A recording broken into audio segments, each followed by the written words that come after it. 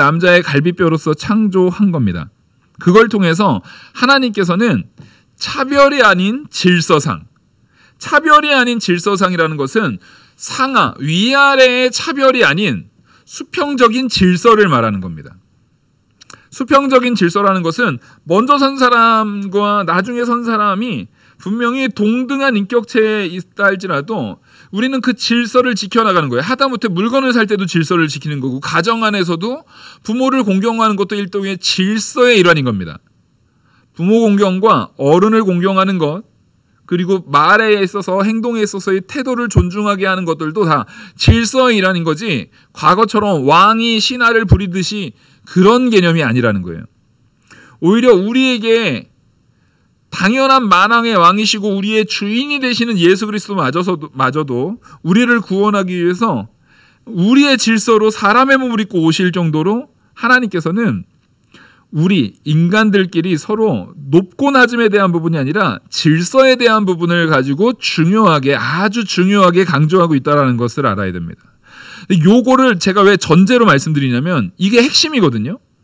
이걸 딱 놓치니까 자꾸만 사람들은 이 인간 사회 안에서 권력, 지배구조 이런 부분들을 사실상 인간의 욕심으로 가져온 거거든요. 남녀차별이 과거부터 계속 있었습니다. 그래서 성경에 나타나는 모든 것을 가지고 이건 가부장적인 남녀차별을 성경이 조정했다라고 말하지만 아니에요. 성경은 그런 걸 말한 적이 없어요. 오히려 질서에 대한 부분을 말했는데 그 질서를 자기네들의 악한 욕심에 따라서 확대 해석함을 통해서 고대 사회부터 남자는 권위가 있고 여자는 함부로 천대하는 그런 사회적 풍습을 사람이 죄악 가운데서 만든 것이지 성경이 만든 게 아닙니다. 우린 그걸 분명히 알아야 돼요. 질서, 성경이 우리에게 요구하시는 것은 질서에 대한 부분인 것이지 절대 상하, 지배자와 피지배자의 개념으로서 우리에게 적용하는 것이 아니라는 겁니다. 오히려 하나님께서는 그 질서상, 오늘 본문을 따지면 질서상 하나님께서 아담과 하와가 있어요. 그 질서상 아담에게 더 큰 벌과 더 큰 것을 물으십니까? 하와에게 더 큰 걸 물으십니까? 우린 그걸 잘 알아야 돼요. 오늘 본문 하반절에 보면 이제 12절 보시면, 11절부터 보시면 여자는 일체 순종함으로 조용히 배우라. 여자가 가르치는 것과 남자를 주관하는 것을 허락하지 아니하노니 오직 조용할지니라. 이것은 사도 바울이 성경의 근거를 가지고 명령하고 있는 거예요. 근데 그 명령의 근거를 어디서 두고 있냐면 지금 창세기 2장의 말씀을 근거로 들고 있거든요. 그래서 13절, 이는 아담이 먼저 지음을 받고 하와가 그 후며 아담이 속은 것이 아니고 여자가 속아 죄에 빠졌음이라. 그러나 여자들이 만일 정숙함으로써 믿음과 사랑과 거룩함에 거하면 그의 해산함으로 구원을 얻으리라. 지금 보십시오. 아담이 먼저 지음받은 것도 사실이고 하와가 먼저 죄에 빠진 것도 사실이에요. 근데 하나님께서 약속의 대상자인 아담을 책망하시고 아담에게 말하지 하와에게 그 모든 문제에 대한 책임을 떠넘기는 것이 아니에요. 오히려 하와에게 그 책임을 떠넘길 것 같으면 약속의 대상자는 하와가 아닙니다. 아담입니다. 하와만 싹 갈아치우면 될 것 같은데 하나님은 그렇게 하시지 않아요. 그리고 그 문제에 있어서 하와가 먼저 죄를 지었다 할지라도 그 하와가 다시 선악과를 가지고 아담에게 전해줬을 때 아담이 먹은 걸 통해서 그 모든 책임은 하와가 아닌 누구한테 있다라는 거예요? 아담한테 있다라는 거예요. 왜냐하면 하나님과 약속을 직접적으로 한 대상자는 아담이라는 거예요. 이게 질서에 중요한 겁니다. 자, 자녀가 큰 문제를 일으켜요. 그러면 자녀나 나나 서로 개별자란 말이에요. 각자예요. 그래도 인격적으로 온전한 존재고 나도 인격적으로 온전한 개별체에 불과하지만 그럼에도 불구하고 그러니까 절대 그 자녀를 내 마음대로 종 부리듯이 하면 안 되거든요. 그런데도 그 자녀가 학교가 됐든 사회가 됐든 큰 죄를 지었고 큰 문제를 일으켰을 때 부모로서 특별히 아버지로서 그 앞에 당연히 부끄러움과 죄의식을 갖습니까? 안 갖습니까? 예. 같죠. 당연한 거예요. 이게 성경적인 원리라는 거예요. 성경 안에서 하나님께서 사람에게 심어놓으신 원리인 거예요. 그게 질서라는 겁니다. 오히려 그 아들이 잘못한 걸 통해서 마음 상하고 그 정말 인격적으로 그런 많은 사람들한테 부끄러움을 당하는 일에 최대 피해자는 그 부모일 수 있어요. 하지만 피해자라고 생각하는 것이 아니라 그 일에 책임을 갖는, 그래서 사과하고 그 부분에 있어서 안타까움을 갖는 책임자로서 선다는 거예요. 왜냐하면 질서상 하나님께서 그 가정의 가장으로 두셨기 때문에 그래요. 우리는 이걸 절대 놓쳐서는 안 됩니다. 그래서 제일 한심한 게 그거 우리 집사람이 알아서 하는 거지 나랑은 상관없어 이렇게 말하는 남자는 정말 한심한 남자인 거예요. 그거 우리 애들이나 그런 거지 나랑은 상관없어요 그런 거는 아주 한심한 부모인 거예요. 모든 책임이 가정 안에 딱 주어졌을 때 솔직히 부부간에 서로 모르는 내용들이 있습니까? 보통은 정말 아내가 완벽하게 남편을 속이고 따로 자기만의 죄악을 짓는 경우는 거의 없어요. 그런 가정은 아주 웃기고 치욕스러운 가정에 불과해요. 근데 그런 일이 있을 때 모든 책임을 아내한테 떠넘기거나 자네한테 떠넘기고 나는 그거 책임 나랑은 상관없는 일이라고 말하는 남자를, 여기 많은 여자분들 그런 남자를 정말 내가 존중할 나의 남편으로 너무나 당연하게 두실 수 있으시겠어요? 아니요. 그거 굉장히 한심한 인간인 거예요. 한심한 인간. 성경은 지금 남자와 여자를 편가르기를 하는 것이 아니라 남자의 역할과 여자의 역할에 대한 부분이 주어졌음을 말하는 겁니다. 여러분, 남자와 여자는 다릅니다. 요즘은 자꾸만 남녀평등 하다 보니까 아주 하나님의 창조 섭리를 폐역하게 훼손시켜버리는 평등까지 가려고 그래요. 의도적으로요. 동성애자들이 이제 여자 동성애자들이 이제 한 명이 이제 남자의 그런 역할을 맡고 있는 동성애자들이 있을 거 아니에요. 그러면 일부러 임신을 하는데 남자 외모를 남자 외모로 하고 남자 역할을 하고 있는 여자가 일부러 그 말 그대로 이제 정자 같은 거를 이제 사는 거죠. 정자은행 같은 데서 그걸 사가지고 일부러 남자 모습을 하고 있는 동성애자, 그 여자죠 사실상. 그 사람이 임신을 합니다. 그래서 배불러서 출산을 하는 거를 일부러 뉴스에 보도를 해요. 그래서 이제는 이 세상에 남녀 차별에 대한 부분은 이제 진짜 근본적인 부분까지 해소됐다라는 식의 터무니없는 말도 안 되는 기사를 써버립니다. 이거는 이 세상이, 이 완악한 세상이 누구의 창조 섭리에 지금 대적하겠다라는 겁니까? 하나님의 창조 섭리를 대적해버리겠다는 거예요. 근데 그거 아주 웃기는, 눈 가리고 아웅하는 거거든요. 여자예요, 여자. 자기 자궁을 그대로 살려놓고 겉모습을 남자로 바꾸고 그렇게 해놓고서도 정작 겉모습만 남자로 바꾸는 거지, 자연상 하나님께서 창조 섭리상 줬던 그 여성의 자궁이라든가 이런 걸 그대로 남겨놓고 자기가 수정을 거기서 임신을 한 거예요. 그러면서 남자도 임신해서 해산을 할 수 있는 뭐 그런 식의 거짓말로, 사실상 거짓말로 속이는 거예요. 여러분, 이 세상이라는 것은 언제나 자꾸만 하나님이 우리에게 주어진 역할, 하나님께서 우리에게 주신 그 역할에 대해서 뭐 하려고 합니까? 파괴하려고 합니다. 근데 제가 분명히 말씀드리지만 한번 따라하겠습니다. 남자는 남자다워야 하고 여자는 여자다워야 한다.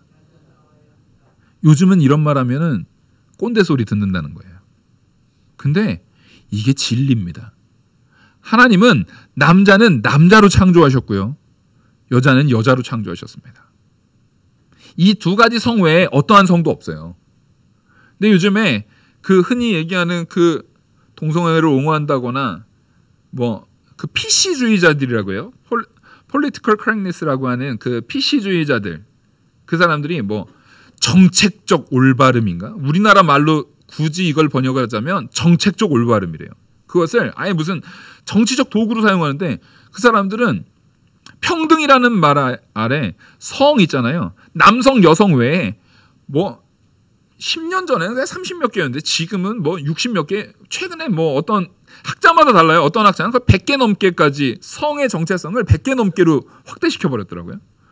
제정신들이 아닌 것 같아요. 남성, 남남 여성, 여성, 여여여여 남성 막 이런 식인 거예요. 그 사람들이 제정신들이 아닌 것 같아요. 그러니까 보십시오. 하나님의 말씀의 진리를 떠나면은요, 사람은 미쳐버립니다. 하나님이 우리에게 주신 남성과 여성이라는 자연적 섭리상의 하나님의 뜻이 있어요. 그래서 하나님이 생육하고 번성하라라는 명령을 내리셨죠. 생육하고 번성하라는 명령을 내리셨을 때 그 하나님의 명령을 사람을 통해서 이루시기 때문에 거예요. 그러니까 우리를요, 하나님의 너무 중요한 창조 섭리, 생육하고 번성하라는 하나님의 창조 섭리의 원리 있잖아요. 그 원리를 이루어지는데, 그 원리가 이루어지는데 우리를 참여시켜 주셨다는 거예요. 참여시켜 주셨다는 거예요. 그러니까 사실상 하나님의 뜻은 무조건 이루어지는 거잖아요. 근데 하나님께서 이루시는 뜻에 사람을 참여시켰다는 것은 우리의 권위, 피조물인 우리의 권위를 하나님께서 굉장히 높여주신 거예요. 근데 거기에서 딱 남성과 여성의 결혼을 통해서 자녀를 낳는 방법으로 하나님이 계속 사람을 찍어낼 수 있습니다. 피조물로서 계속 흙을 빚어서 찍어내거나 흙을 빚을 것도 없어요. 말로 그냥 사람을 찍어낼 수도 있어요. 그럼에도 하나님은 그렇게 하지 않으시고 아담과 하와를 창조하시고 그 이후로는 한 남자와 한 여자. 자, 하와 말고 뭐 다른 여자 갈비뼈, 아담 갈비뼈 몇 개 더 취한 거 있나요 혹시? 없어요. 딱 하와 한 명입니다. 하나님께서 사람에게 준 원리는요, 따르겠습니다. 한 남자에 한 여자. 갈비뼈는 여유가 많이 있을 거예요. 근데 하나님께서는 한 남자에 한 여자라는 원칙을 아예 창조 섭리에서 이미 부어졌어요. 이미 거기에 주어졌어요. 그러니까 그 이후에 뭐 아브라함이 아내를 많이 둔다거나, 자, 하나님께서 약속할 때 아브라함에게 약속의 자녀로 준 이삭은요, 어느 여인을 통한 아들이어야 돼요? 사라 한 명이에요. 약속의 자녀는요, 이스마엘이 아니라고요. 하가를 통하지도 않고 어느 누구를 통하지도 않고 한 남자인 아브라함에게 있어서 약속의 자녀로 삼아줄 것은 반드시 그 유일한 아내, 하나님이 인정하는 아내는 그러니까 누구 하나밖에 없다는 거예요. 사라 하나밖에 없다는 거예요. 여러분, 우리는 이 원리를 자꾸만 사람이 자기들의 이익에 따라서 자꾸만 왜곡시키려고 해요. 성경은 그러니까 단 한 번도 일부 다처제를 허락한 적이 있어요, 없어요? 없어요, 전혀. 전혀 그런 적이 없어요. 오히려 이걸 보여주죠. 난 남자가 많은 아내를 둘 때 나타나는 문제점들을 마음껏 고발하십니다. 야곱이 대표적인 예죠. 이삭도 이제 야곱이 대표적인 예예요. 이삭이 야곱과 에서를 통해서 분명히 하나님께서 야곱을 더 사랑하셔가지고 야곱에게 그 큰 은혜를, 장자의 명분을 가지고 야곱에게로부터 하나님께서 큰 민족을 이루려고 하는데, 근데 야곱이 아내가 여럿이 있어가지고 자녀가 많이 남을 통해서 그것 때문에 어려움을 당합니까? 안 당합니까? 어려움을 당해요. 시기 질투와 아주 그런 것들이 난무해요. 이런 것들이 사실상은 하나님의 뜻을 떠났을 때 하나님이 연약한 우리들을 긍휼히 여기시고 참아주시는 거지, 그거를 하나님이 용인하고 인정하고 그래도 괜찮아라고 말씀하신 게 아니에요. 우리도 마찬가지예요. 우리도 죄를 지은 걸 하나님이 참아주시니까 우리가 살고 있는 거지, 하나님이 안 참아주시면 우리 아무도 못 삽니다. 단지 그 성경의 것도 일부 다처를 인정하고 성경이 그것을 오히려 지지하는 것이 아니라 그냥 그 인간의 나약함을 하나님께서 긍휼히 여겨주시고 오래 참아주신 것뿐인 거예요. 그걸 잘 기억해야 됩니다. 오늘 이 본문을요, 지금 전제에서, 앞에 전제에서 이거를 왜 이렇게 강조하고 가냐면, 이걸 강조하지 않으면 이 말씀을 이상하게 호도하고 왜곡해버리기 때문에 그래요. 이 말씀에 대해서는 크게 세 가지 그런 주석적인 해석이 있습니다. 크게 세 가지. 그러니까 앞에 두 가지는 제가 이제 보수적인 입장에서 잘못된 해석을 가지고 먼저 설명해드리면 이렇게 말하는 사람들이 있어요. 어떤 주석가들은 이게 여성에 대한 바울의 견해가 바울 자체가 가부장적인 사람이라는 거예요. 바울 자체가 가부장적인 사람이어가지고 그릇되게 여성에 대한 가부장적 견해를 말해서 하나님의 뜻을 반영하지 못하고 하나님의 뜻을 여기에서 잘못 설명했다라고 말하는 거예요. 그 얘기는 성경의 무오를 인정하는 거예요, 안 하는 거예요? 지금 이 주석가는 방금 말씀한 그런 형태의 주석을 가지고 그런 형태의 성경 해석을 하는 무리들이 있거든요. 그러니까 그 사람들은 기본 전제가 성경에 뭐가 있다? 오류가 있다. 성경에 적은 그 저자들의 실수들이 고스란히 담겨져 있고 그 사람들이 성령의 역사가 아니라 그 사람들의 실수를, 그 사람들의 사고방식을 지금 이 시대에는 도저히 적용할 수 없는 그 잘못된 사고방식들을 그냥 그대로 적어놓은 하나의 기록물에 불과하다라고 성경을 하나님의 권위 있는 작품, 하나님의 축자적 영감과 유기적 영감으로 기록된 작품이라고 인정하지 않는 부류들이 있어요. 예. 저주를 받을 겁니다. 그 사람들은요, 반드시 저주를 받을 거예요. 따르겠습니다. 성경은 하나님의 말씀이다. 여기에는 오류가 없어요. 하나님의 뜻이 그대로 우리 신앙생활 가운데 유익이 되는 선 안에서 그대로 우리에게 전해진 겁니다. 그것이 번역되어진 것이라 할지라도. 물론 성경 무호를 말할 때는 분명히 성경 원본에 대한 무호입니다. 그 외에는 번역을 하는 과정, 사본의 과정 가운데 오타라든가 이런 게 있을 수 있어요. 그렇다 할지라도 그 의미를 우리에게 믿음을 주고 우리를 구원하는 데 있어서의 그 의미를 전달함에 있어서의 부족함은 없다라는 게 우리의 입장이에요. 또 하나는 이 두 번째 이 주석가들의 부류는 뭐냐면 바울의 기본적으로 여기도 여전히 가부장적인 관점을 가지고 있음을 얘기하는 거예요. 바울은 기본적으로 가부장적인 관점을 가지고 있다. 근데 그 조언에 대해서 그가 살던 시대적 배경 안에서 어쩔 수 없는 가부장적인 관점이었다. 그것을 자꾸만 시대로 끊어버리는 거예요. 시대상으로 끊어버리는 거예요. 그 시대적 배경에서 이거는 그나마 앞에서 말한 것보다는 완곡하게 그래도 바울을 좀 두둔하고 성경을 좀 두둔하기 위한 부분이지만 이것도 완전히 잘못된 거예요. 앞서 말했죠. 진리는 아담 때도 하나님 말씀은 진리고 지금도 진리죠. 아담 때나 지금이나 하나님 말씀의 진리성이 변함이 있습니까? 없습니까? 없어요. 진리는 변함이 없는 겁니다.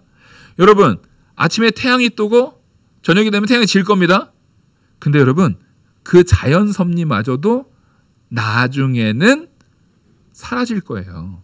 우리 영원한 천국의 영생을 누릴 때 그 자연 섭리가 지금처럼 그대로 될지 안 될지는 우리 지나고 봐야 알아요. 하나님이 그거를 끝까지 보존해 주시면 그게 영원할 거지만 그걸 하나님이 보존 안 하실 수 있어요. 그건 우리는 몰라요. 하다못해 태양이 뜨고 지는 것도 엄밀한 의미에서 진리가 아닐 수 있어요. 하지만 하나님의 말씀은 진리입니다. 아멘? 그래서 이거를 시대상으로 절대 끊어서는 안 돼요. 그럴 수 있는 요소가 아니에요. 그래서 이 부류들은 그들은 이제 서구권 사람들도 결혼과 사회에 대해서 탈가부장적인 평등주의 때문에 그런 탈가부장적인 평등주의, 요즘 한국도 마찬가지죠. 자꾸 아까 탈권위, 탈가부장이 사실 같은 말이에요. 탈가부장이라는 것이 야 이제는 가부장적인 거 없애야 돼. 이게 어디서 나왔냐면 아까 말했던 1900년대 초 그 철학적 사조에서 탈권위, 가부장적인 권위가 지금 어디로부터 나왔다는 거예요? 성경으로부터 나왔다라는 거예요. 그러니까 성경의 권위에서 이탈을 해버려야 되는 거예요. 그걸 깨려니까 가정부터 깨버리기 시작한 게 탈가부장인 거예요. 한국 사람들도 가부장적인 맨날 드라마 보면 가부장적인 거를 타파시키려고 하고 막 그러잖아요. 물론 유교적인 잘못된 가부장은 타파시켜야죠. 왜? 유교적인 가부장 제도는요, 책임은 없고 권위만 누리는 가부장이에요. 책임은 없어요. 자기가 거기에서 마땅히 아버지로서의 책임보다는 주어진 권위만, 아내나 자녀들한테 요구하는 권위만 있는 가부장은 악한 거예요. 근데 성경은 그런 가부장이 아니에요. 성경은 오히려 가부장이라는 것 자체의 표현이 옳지 않은 표현입니다. 왜냐하면 하나님께서 말씀하시는 것은 상하의 관계가 아니라 뭐라고요? 질서의 관계라고요. 질서의 관계라고요. 그래서 오히려 집안에서 부모로서 아버지가 먼저 설거지하고 아버지가 먼저 이렇게 집 청소 깔끔하게 하고, 저희 아버님이 굉장히 깔끔하신 분이었어요. 그래서 먼저 이렇게 치우시고 막 그런 걸 하셨단 말이에요. 그렇다고 해서 집안의 아버지의 권위가 떨어집니까? 진짜 옛날 할머니들이 말하는 것처럼 남자가 막 설거지하면은 뭐가 떨어집니까? 아니요, 그런 거 없어요. 오히려 거기에서 권위는 오히려 성경적 권위가 더 드러나는 거예요. 가족을 사랑하고 아내를 사랑하고 자녀들을 사랑해서 먼저 솔선수범해서 다른 사람이 좀 덜 피곤하고 더 쾌적한 환경에서 살 수 있도록 오히려 먼저 솔선수범하는 거. 그게 성경에서 말하는 진짜 사랑에 근거된 가장의 역할인 거예요. 그게 진짜 가장의 역할인 거예요. 진짜 가장의 권위인 거예요. 물론 이렇게 말하면 요즘은 하여튼 뭐가 문제냐면 다 그래 너도 저렇게 나 편하려고 이렇게 말하면 남편한테 목사님 말씀 들었지? 설거지해. 요런 소리 좀 하지 마시고요. 그럼 본인은 뭐 하실 건데요? 예? 밖에서 돈 열심히 벌어가지고 진짜 고생스럽게 집에 따고 왔는데 그때부터 이제부터 2차전 1일 시작 그러는 거 아니에요. 지금 그러라고 이 말씀 드리는 거 아니잖아요. 하나님께서는 성경에서 그 역할을 주셨다는 거예요. 역할. 그래서 적어도 상대방을 존중하는 마음이 있어야 됩니다. 저 사람이 피곤해 보이면 내가 도와줄 수 있는 것이고, 저 사람이 연약한 부분에 있어서 내가 도와줄 수 있는 것이고, 그럼 나는 다 약하니까 네가 다 해. 이러는 거는 하나님이 그거 가만 안 둬요. 그러면. 그러니까 언제나 성경에서 말하고 있는 그 질서에 대한 부분을 우리가 온전히 가져가지 않으면 안 된다는 거예요. 근데 그 질서는 이미 성경의 시작, 창세기 때부터, 아담 때부터 하나님이 부여하신 질서라는 거예요. 아담 때부터 부여한 질서면 그때부터 지금까지 한 번도 변한 적이 있는 거예요, 없는 거예요? 없어요. 아담 전에 누구 있었나요? 네? 아담 전에 뭐 가담 있었어요?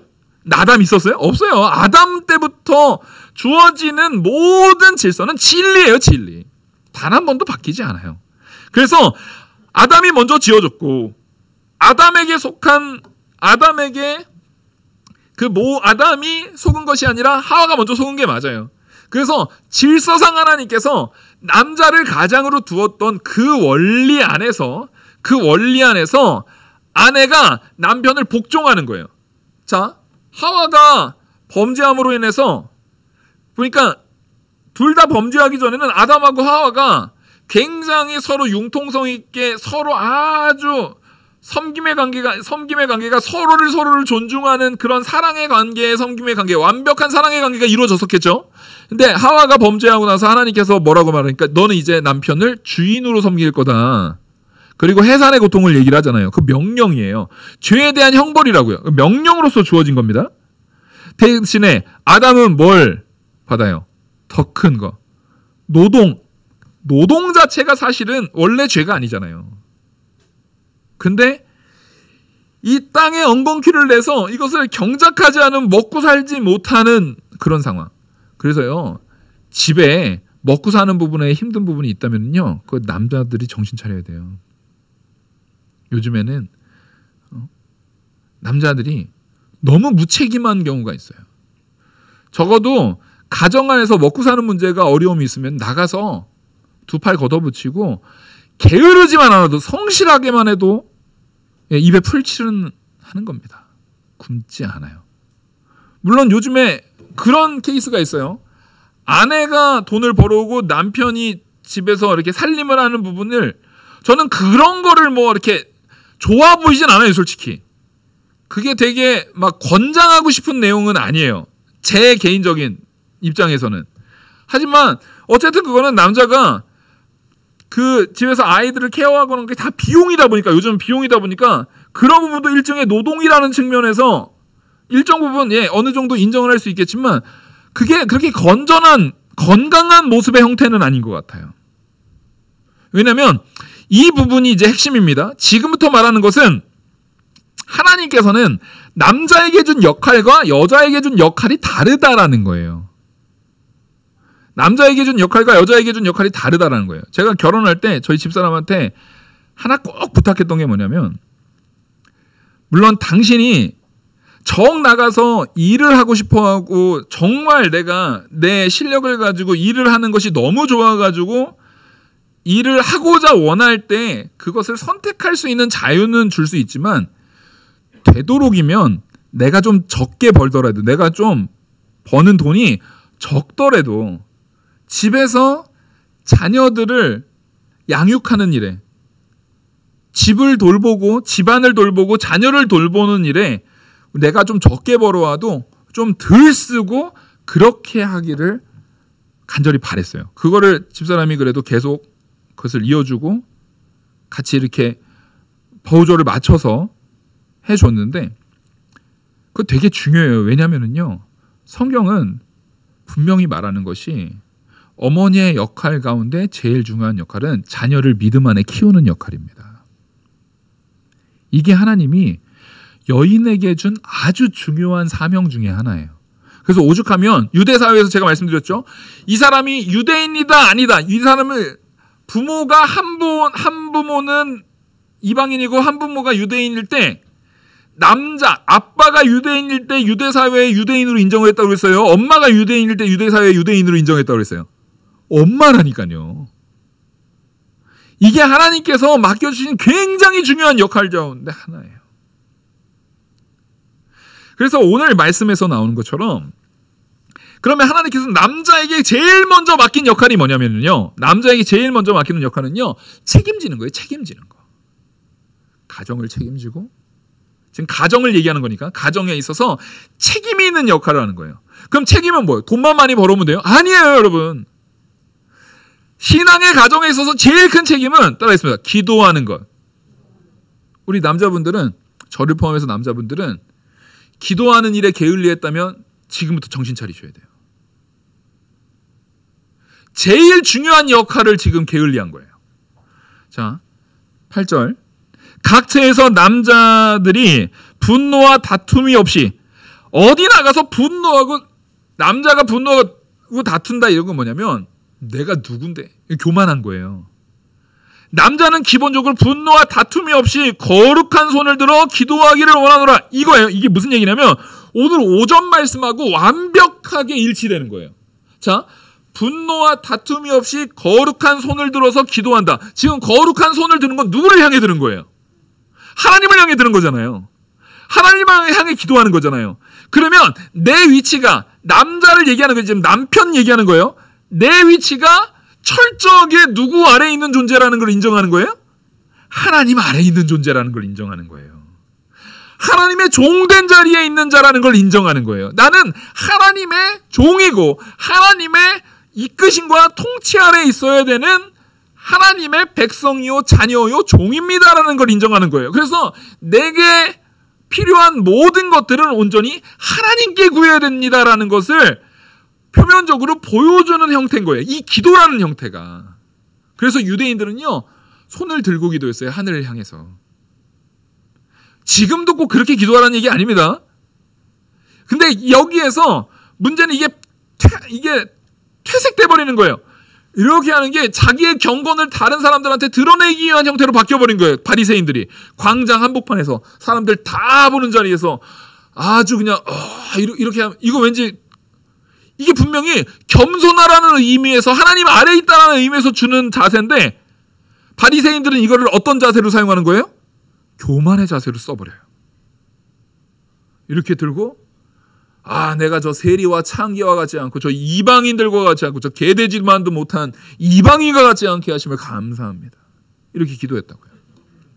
그 기도는 하나님이 약간 빵점짜리다. 야. 나 그거 안 받는다. 이러시는 거예요. 지금 하나님께서 남자들에게 기도하는 것은 분노와 다툼이라는 것은 지금 저 세리와 창기들과 같지 않다라는 말 자체가 누구를 향한 분노예요. 나는 거룩한 존재인데 쟤네들은 더러운 존재거든요. 그들의 기준에서. 그러니까 나와 섞일 수 없는 그 더러운 저 한심한 인간들에 대한 분노가 마음에 있는 거예요. 여러분 그거 하나님께서 미워하신다고요. 교만하지 마십시오. 우리는 철저히 내가 있는 위치가 하나님의 종으로서 죽을 수밖에 없는 죄인이었는데 하나님이 그 죄악 가운데서 그 사망의 자리에서 건져주신 그 자리에 있음을 믿음으로 고백하는 자들이에요. 근데 그 역할의 가장 중요한 부분을 누구한테 먼저 맡기셨다고요? 첫째로 남편에게요. 각 처에서 남자들이에요. 각 처에서 모든 곳에서 남자가 속해 있는 그 모든 곳에서 분노와 다툼이 아니라 분노와 다툼이라는 것은 내가 정말 낮은 자리에 있고 나는 죽을 수밖에 없는 죄인이고 내가 가장 낮은 자리에 있으면 분노와 다툼이 있습니까? 없습니까? 없죠. 기본적으로 분노와 다툼은 교만이 전제된 거예요. 내가 높은 거예요. 이게 어디 감히 나한테 감이라는 말이 나오는 순간에 얘는 나보다 낮은 존재잖아요. 어디 나한테 이미 교만이 깔려 있는 거예요. 분명히 성경은 다른 사람을 나보다 나은 존재로 여기라고 했는데 나보다 낮은 존재로 여기는 거예요. 이게 어서 까불어 이게 이러는 거예요. 성경은 남자에게 그걸 철저하게 금하고 있어요. 그럼 이것은 분노와 다툼이라는 것은 가족, 내 아내나 애들 말고 타인을 향해만 존재할까요? 내 아내와 자녀에게까지도 이런 마음을 품어야 될 거예요, 남자가.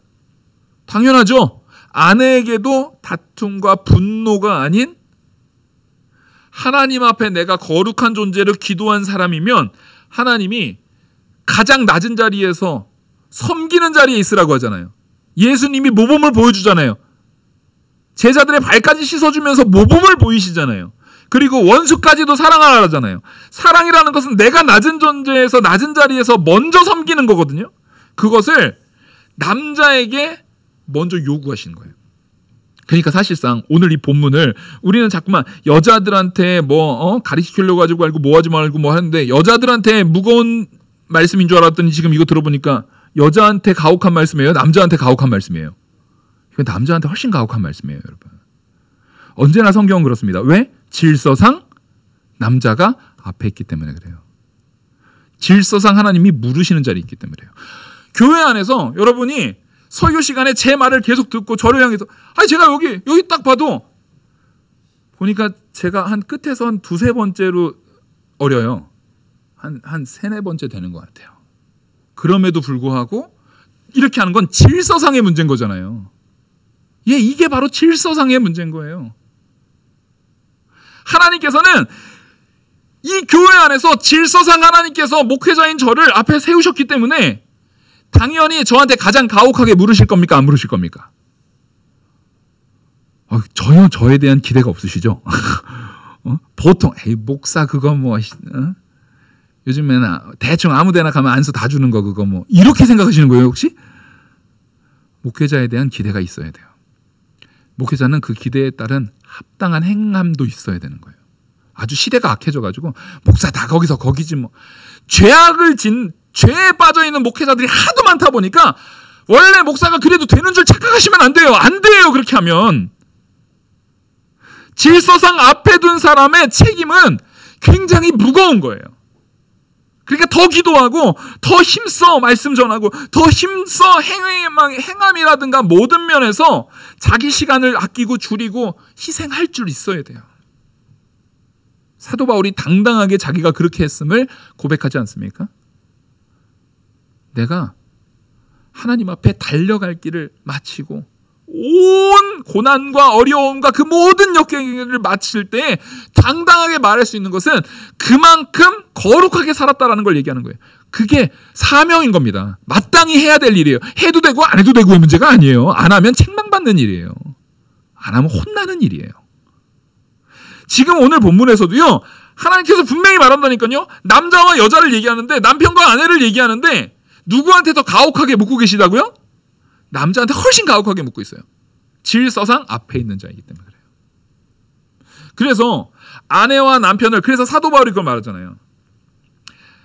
아내는 남편은 대하기를 주인을 대하듯이 대하는데, 남편은 아내 대하기를 어떻게 대하라고요?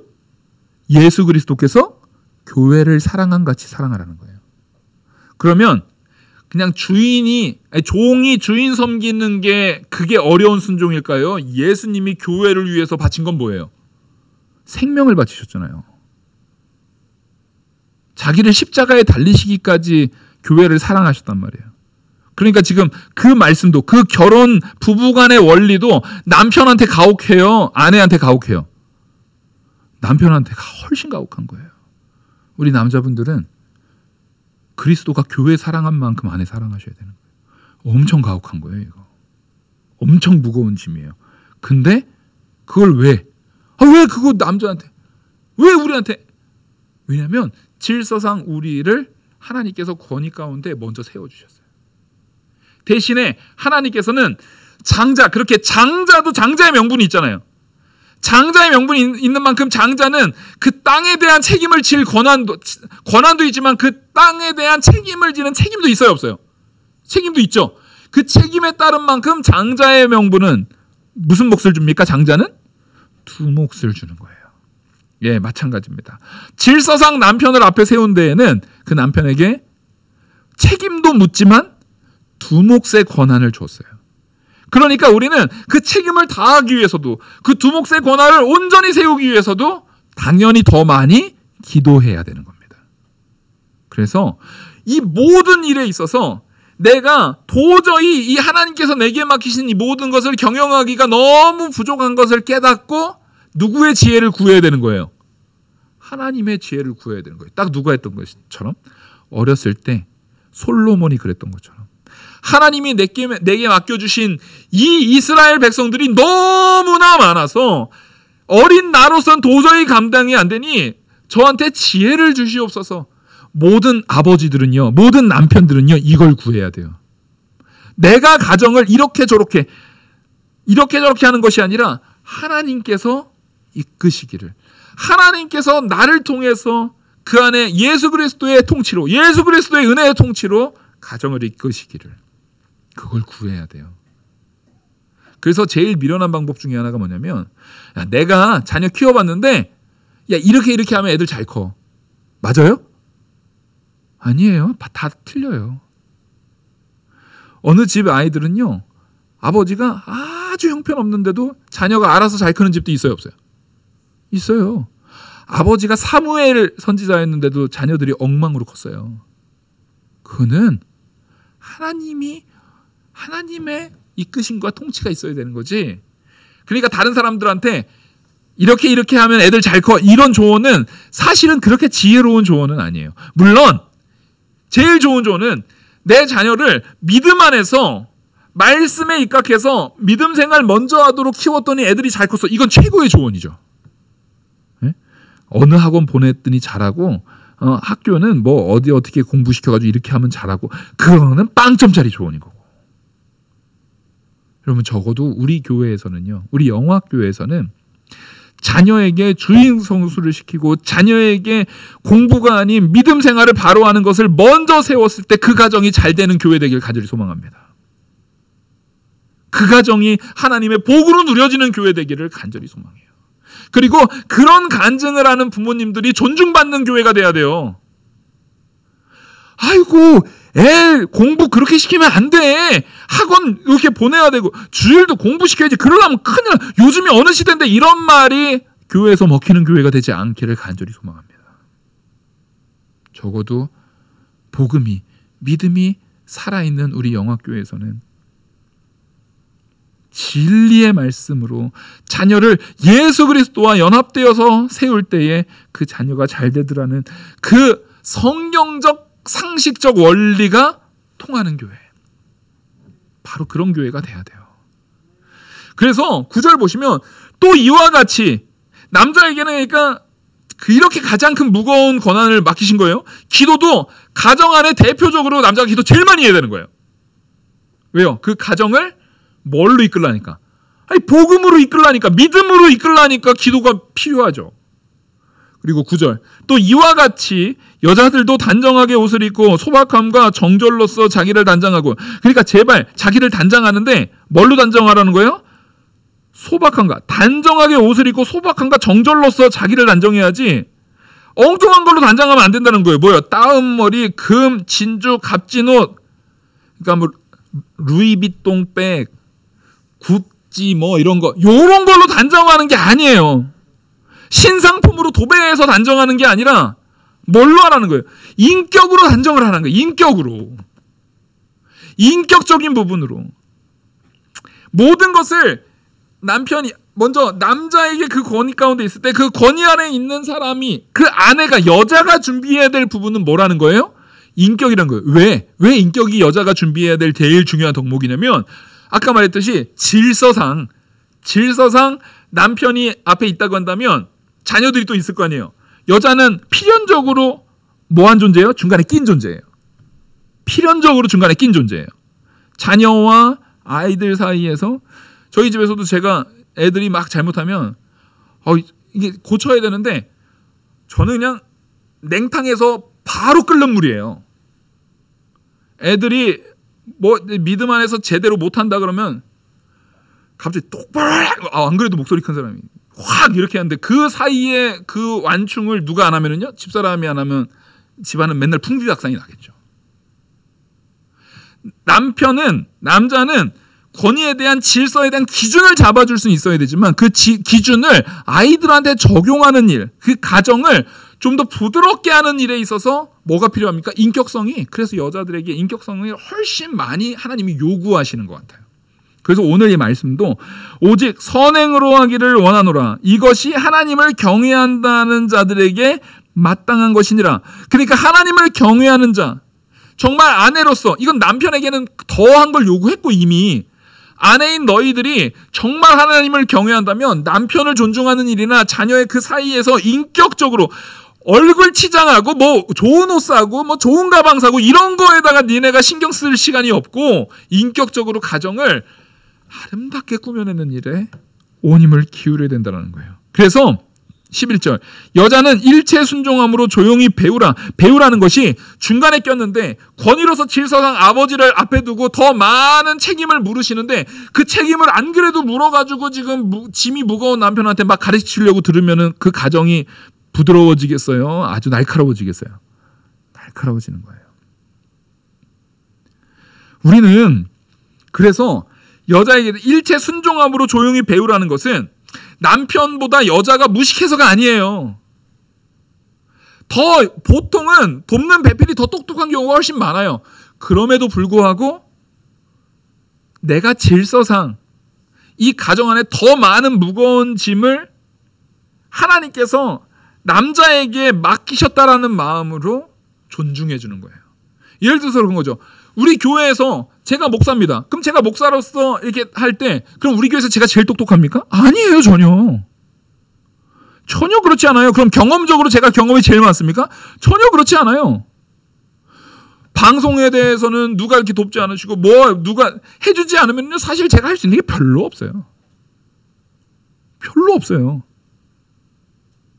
실력이 모든 면에서 제일 유능해서 목사가 되는 게 아니에요. 하나님이 세운 질서 안에서 그 목회자를 성도님들이 각자 자기가 잘하시는 영역 안에서 오히려 섬겨주시는 거죠. 이런 게 질서라는 것처럼 가정 안에서도 아내가 남자보다 더 부족해서가 아니라 하나님이 세운 질서 안에서 섬겨주는 거예요.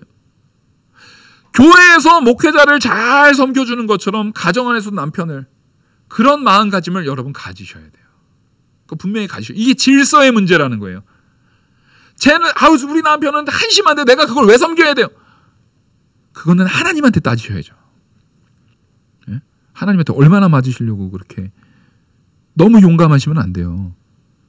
믿음 안에서 담대함을 갖는 것과 믿음을 떠난 객기를 부리는 거하고는 큰 차이가 있는 거예요. 하나님의 질서를, 하나님께서 우리에게 부여해 주신 질서를 거룩함으로, 경건함으로 세워나가는 그 은혜가 우리 안에 있어야 됩니다. 그렇게 나를 주장하신 하나님의 역사가 있기를 간절히 기도하고 구해야 되는 거예요. 그래서 12절 여자가 가르치는 것과 남자를 주관하는 것을 허락하지 아니하노니 오직 조용할지니라. 이걸 가지고 굉장히 문제가 많이 나거든요. 그래서 여자 목사를 세우냐 마냐. 그래서 우리 교단은 여자 목사를 세우지 않습니다. 기본적으로 이 말씀의 근거에서 인정하지 않아요. 그리고 이 부분이 절대 아까 말했듯이 남녀 평등에 있어서 가부장적인 그런 부분이 아니라는 거예요. 질서의 문제이고 질서상의 문제이고 가장 중요한 것은 이것을 통해서 하나님께서 각각의 역할을, 남성은 교회에서 특성상 지도자의 역할로서 부르심을 받는 부분에 있어서의 남성의 역할을 주는 거고, 여성은 여성으로서 부르심을 받는 그런 역할이 있는 거예요. 남자가 아이를 낳는 게 동성애자들처럼 그게 진짜 본질이 아니라는 것처럼 남자가 아이를 낳을 수 없습니다. 그건 누구의 원리예요? 하나님의 창조 섭리예요. 남자는 죽었다 깨어나도 아이를 낳을 수 없는 거예요. 그 역할이 하나님께서 우리에게 부여한 역할이듯이, 부여한 역할이라고 한다면 이 말씀도, 자, 하나님께서 생물학적으로 남자와 여자가 결혼을 해서 여자가 잉태해서 아이를 낳는 것이 하나님께서 우리에게 주신 명령과 역할이라고 한다면 오늘 이 말씀도 하나님이 주신 진리의 역할이잖아요. 그럼 이것도 마땅히 우리가 흔히 당연한 거라고 말하잖아요. 자연스러운 거라고 말하는 거잖아요. 그러니까 여기서 말하는 것처럼 교회 안에서 그리고 가정 안에서 남자를 질서상 앞에 두고 서로 존중하고 남편은 또 아내를 목숨 걸고 사랑하고 지키기 위한 애를 쓰고 하는 것들이 당연해야 되는 거예요. 그게 자연스러운 게 돼야 되는 겁니다. 이 건강한 원리가 잘 그 안에 스며들었으면 좋겠어요. 그래서 실제 교회에 보면 이 초대교회를 보면은요, 과부와 고아들이 있었잖아요. 과부와 고아들이 있을 때, 그러면 그 집은 남편이 없잖아요. 그런 경우에 그들을 누가 돌봤습니까? 교회가 돌봐요. 이 원리는 그냥, 그 집에 남자 없으면 땡이지 뭐, 거긴 알아서 하라고 그래. 이게 아니에요. 이 원리는 가정들이 모여서 뭐가 되는 거예요? 교회가 되는 거거든요. 신앙의 공동체의 가정들이 모여서 교회가 되는데, 그 안에서 이것이 바로 이루어지지 않았을 때, 그 결핍이 있는 가정, 과부나 고아가 있는 그 결핍이 있는 가정에 대한 도움을 주는 것도 교회의 역할인 거예요. 교회가 그들을 위해서 더 기도하고 구제하고 더 힘쓰는 거예요. 그 역할을 가장 중요하게 하는 것이 장로구 당시의 안수 집사들이었던 거예요. 구제하는 일에 힘썼던 일. 그리고 당연히 원래 가정에서 남자의 제일 중요한 역할 가운데 하나가 복음을 전하는 거거든요. 말씀으로 양육시키는 일이거든요. 그 역할은 교회에서 목회자가 더 구체적으로 담당하고 있는 것들. 그래서 오늘 말씀은요, 이 모든 것들이 온전히 이루어져야 된다는 거예요. 근데 이것들이 이루어지기 위해서는 반드시 우리가 누구 아래 있음을 인정해야 됩니까? 따라하겠습니다. 하나님의 섭리, 하나님의 정해놓으신 뜻과 이끄심과 역사, 그 섭리 아래 있음을 인정해야 되는 거예요. 그리고 그 섭리 아래서 두 손 들고 하나님 앞에 기도하는 마음, 내가 하나님 앞에 기도하는 자리에 있음을, 기도한다라는 것은 나보다 동등하거나 못한 존재한테 하는 것이 아니라 누구한테 하는 거예요? 하나님, 나보다 뛰어나신 내 창조주 하나님 앞에 기도하는 모습 가운데 이 말씀을 마음에 바로 새기시기를 간절히 소망합니다. 기도하시겠습니다. 은혜와 사랑이 많으신 하나님 아버지, 오늘 이 진리의 말씀이 우리 안에 새겨지게 하여 주시옵소서. 이 질서가 가정에, 교회에 심겨지게 하여 주시옵소서. 이 모든 말씀 살아계신 우리 주 예수 그리스도의 이름으로 기도 올리옵나이다. 아멘. 찬송가 212